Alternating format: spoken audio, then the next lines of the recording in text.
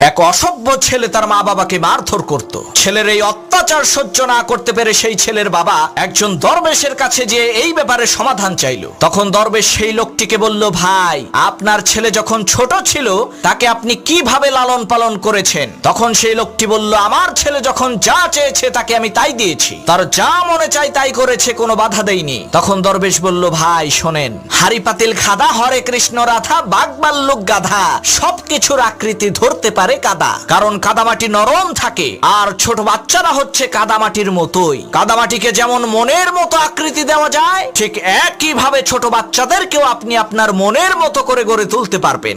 শক্ত মাটিকে চাপ দিলে যেমনি ভাবে মাটি ভেঙে গুঁড়ো গুঁড়ো হয়ে যায়, ঠিক একই ভাবে সন্তান বড় হয়ে গেলেও তাকে ধরতে গেলে সেও দূরে চলে যায়। তাই সন্তান ছোট থাকতেই তাকে কোরআনের শিক্ষা দিতে হবে। যেই সন্তানের মধ্যে দ্বীনের শিক্ষা আছে সে কোনোদিন মা বাবার সাথে বেয়াদবি করতে পারে না।